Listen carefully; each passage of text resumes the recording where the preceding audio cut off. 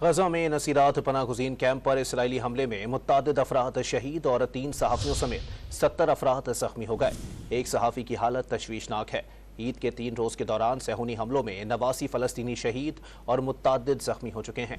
गुज़िश्ता रोज़ Israel ने मकबूजा मगरबी किनारे में मुत्तादिद हमले किए और कारों और घरों को नजर आतिश कर दिया। फलस्तीनी खबर एजेंसी वाफा के मुताबिक इसराइली फौज ने गजा की पट्टी पर हमले तेज कर दिए हैं। गुज़िश्ता रोज नसीरात पनाह गुज़ीन कैंप में इसराइली हमले में मुतअद्दिद अफराद शहीद और 70 जख्मी हो गए। अल जज़ीरा के मुताबिक नसीरात पनाह गुज़ीन कैंप में इसराइली हमले से 3 सहाफ़ी भी जख्मी हुए हैं। तुर्किया के नशरियाती इदारे TRT के सहाफ़ी सामी शादिया शदीद जख्मी हो गए। वो हमले में एक टांग से भी महरूम हो गए। खबर एजेंसी के मुताबिक इसराइली फौज ने TRT अरब TV की टीम की गाड़ी को निशाना बनाया था। सहाफती आज़ादी की निगरानी करने वाले एक बैनुल अक़वामी इदारे रिपोर्टर्स विदाउट बॉर्डर्स के सरबराह जोनाथन डेगेट ने सहाफियों पर हमले को नाकाबिले कबूल करार देते हुए कहा कि गुज़िश्ता 6 माह के दौरान गजा में इसराइल के हाथों 100 से ज़ायद सहाफी शहीद हो चुके हैं। रफा में एक रिहायशी टावर भी इसराइली बमबारी से तबाह हो गया। रिपोर्ट में बताया गया कि शुमाली गजा में ग़िज़ाई किल्लत के बायस एक शीरख्वार बच्चा और एक नौजवान खातून हलाक हो गई, जिसके बाद गजा में ग़िज़ाई किल्लत से जाँ बहक होने वालों की तादाद 25 हो गई। 7 अक्टूबर से गजा पर इसराइली हमलों में कम अज कम 33,634 फ़लस्तीनी शहीद और 76,214 जख्मी हो चुके हैं। शहीद होने वालों में 140 सहाफ़ी भी शामिल हैं।